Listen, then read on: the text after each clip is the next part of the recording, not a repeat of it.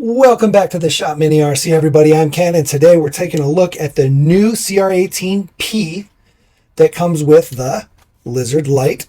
Now, I don't know if they're going to be offering the Lizard Lites separately as a standalone that you can purchase, or if they're only going to come in the RTRs, but this video is about how to use the Lizard Lite programming card since it does not come with Bluetooth.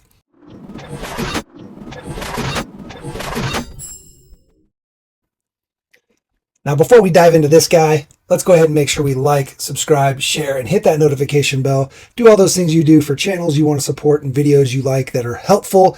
Hopefully, this will help somebody out there as well. So let's go ahead and dive into this. So like I said, the new Lizard Lite comes with a programming card. You can still use the Bluetooth module if you have one of the older Bluetooth modules. I don't know if they still sell these. I would hope so. I would hope they still continue selling them with this now especially. But the original Lizards did not have the Bluetooth built in. I think even some of the early Lizard Pros did not have the Bluetooth built in. I can't remember. Either way, they do make a Bluetooth module. If you have one of these, or you can find one, you just plug this guy in here, and then you can use the Bluetooth app on your phone. Now, what comes with the RTR, like I said, is this programming card. You can see here all the different values, basically your different settings, 1 through 4, which is your motor direction, your drag brake, your low voltage cutoff, and then your BEC output for your servos. And then which setting each of those is, 1 through 4, or through 5, I guess, technically. Okay. Now, to use this, we're just going to go ahead and unplug our ESC from our receiver and plug that guy in here. You're going to plug in your signal, or yellow, on the bottom. You can see here you got the minus, the plus, and the signal, and yellow is your signal. So we'll go ahead and plug this guy in, and then we will power up our ESC. And you can see right now we are on setting 1 is set to 2. Now, if we look at our card or the sheet that they include, setting 1, which is direction, setting 2 is counterclockwise. So you'll go ahead and basically just use the up and down to change your settings. So it looks like that. Is our first LED not working? There we go. I think it actually was shorting out. Looks like our card's broken. Yeah. Well, that's no good. So there we go. So there's your setting 1. That's going to be clockwise and then counterclockwise. Okay. That shows we only have 2 settings we can do. I can't go any further.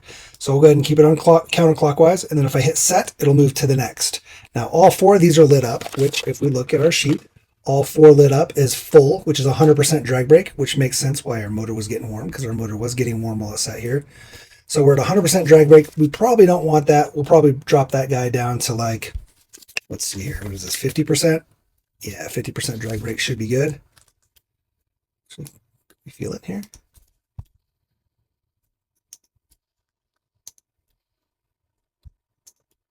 Oh yeah, you can even feel it.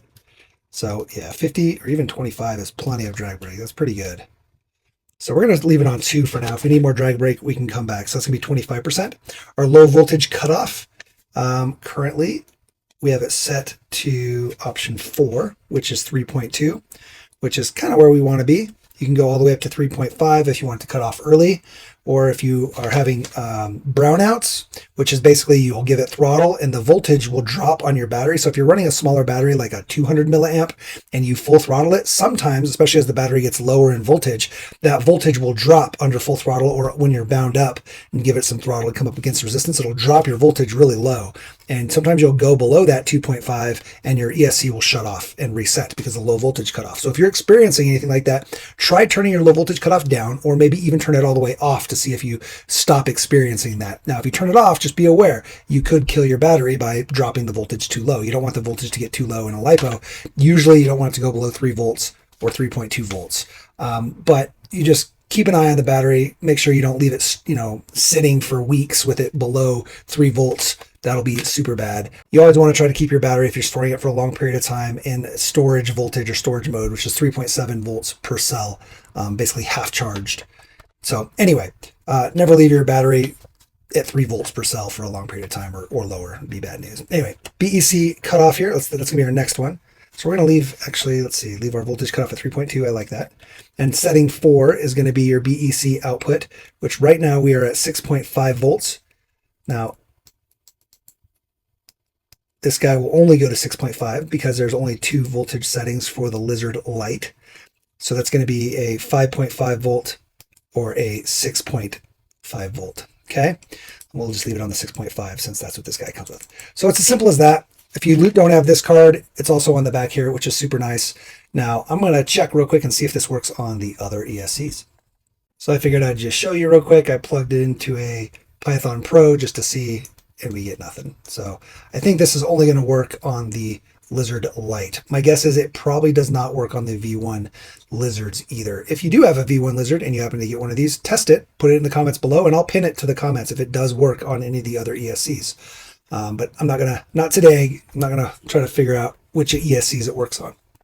The next thing I want to kind of show you guys is how to calibrate your ESC. Since we can't calibrate it here, and you usually use the app to calibrate it, we're going to show you how to do it here without the app. And calibrating, just for those who don't know, is setting your 0 and your full throttle and your reverse. Anytime you change your ESC or anytime you get a new remote, you're going to need to calibrate. Now, these RTRs should come calibrated out of the box, but if you need to recalibrate it for some reason or you switch remotes and you need to calibrate your endpoints, this is how you do it. Okay, it comes with a little sheet here, and it does say how to calibrate it, but we're going to go ahead and walk through it and calibrate it right now.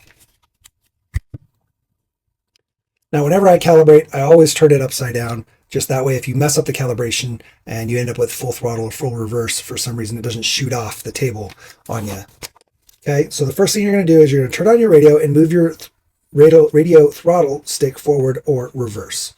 Okay, then we're going to plug in our battery to our ESC, and the LED will start blinking, followed by a motor beeping sound. Then the ESC indicator will blink 4 times, and the motor will beep 4 times. So we're going to go ahead and turn this guy on.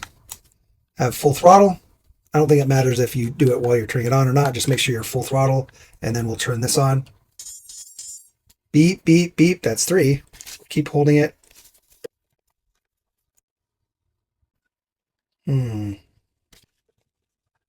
Oh, you know what? We're not plugged in. Let's try again. So we'll go ahead and give it full throttle. Turn it on. Blinked or beeped 4 times. We'll let go. Beeps once. Then we're supposed to give it full throttle again. Beeps twice and full reverse. 1, 2, 3, and then we let go again. 1, 2, 3, 4, and you're calibrated. And once it beeps, now you're good to go. And that gives you your full range of forward reverse. I'm going to do that one more time for you guys, okay? So we'll turn everything off. Go ahead and turn on our remote. Give it full throttle or full reverse, it doesn't matter. We'll turn on our truck. Hear that 4 beeps, we'll let go.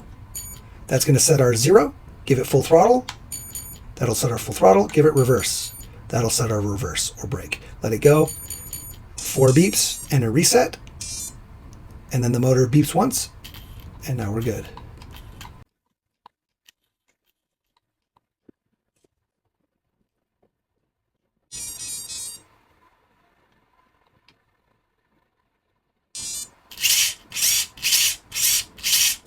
Okay, they just had to reset it there because something weird was happening.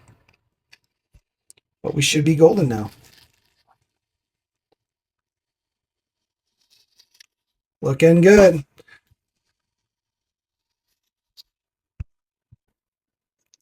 And like I said, if you do have the Bluetooth module, we'll go ahead and plug this guy in and I'll show you real quick what it looks like if you have one of these laying around or you're able to pick one up. It is nice to be able to change all your settings right here through the Bluetooth app. Let's go ahead and go in. All right. You got your firmware update. You are going to need the Bluetooth app to be able, or the Bluetooth dongle to be able to update your firmware if there's any firmware updates. You can also change your car type from a crawler to a monster truck, which changes some of the settings from brush to brushed, brush to brushless, or brushless to brushed in this case. If you wanted to run a brush motor for some reason, you can also change your motor if you update. So if you end up updating from the Venom to a Cedar or Micro or Mini Komodo, any of these, you're going to definitely need to get the Bluetooth module to change that over. You can also change all of your telemetry and throttle curves here. You can see here we get live feedback, which is awesome. Actually, it doesn't look like you can change your throttle curve in the Lite. That's unfortunate. you do get your forward reverse, which is already in here, and your low voltage cutoff as well as your servo. Actually, this is your forward brake reverse, excuse me. So yeah, something you can't do here is get forward brake reverse if you want, or just forward with brake and no reverse. Not that you would use that, but some people do like forward and reverse with brake for monster trucks, go fast builds. Also, your startup power, max forward, max reverse, max brake, and power FOC are all settings that you can change in here that you can't change with this dongle. What else we got? There's our calibration, our neutral forward, punch, neutral brake, and low speed. Again, those are things you can't do with this programming card. But pretty cool that they're going to have a budget option, and if you do have the Bluetooth module, you can use it. Alrighty. Hopefully that helped you guys out there. I really appreciate you watching. Make sure you check out our full deep dive video on the new CR18P 2024 edition. This guy, where is it? There's also the Trail Hunter or T-Hunter, which has this same setup in it, so you may have that one. Thanks again to everybody. Thanks to all of our channel members for watching and being channel members. Channel members get to see these videos early before anybody else does. They also get to see them with no ads before they go live, and they get priority comment responses. So when they make a comment, it shows and I get to reply to them with priority, and they just help support the channel. Without them, this channel wouldn't be possible. So it's a huge thanks to everybody that's a channel member. They also get other perks and whatnot. Hopefully we'll be doing a giveaway soon, but yeah, keep an eye out for that. That's a good reason to subscribe and hit that notification bell so you know when that video goes up. If you got any questions, put them down in the comments below. Hopefully you guys are enjoying your new Furitek ESCs, and I hope this helped you. Like I said, you can use the Bluetooth module, plug it in, and use your phone on this Lizard Lite. So that's awesome that that is still an option. All right, guys, take care. Get out there, build something awesome, build a car, build a course, or a community, or all three, right? And then crash it, smash it, and bash it, but don't break the expensive parts. Peace.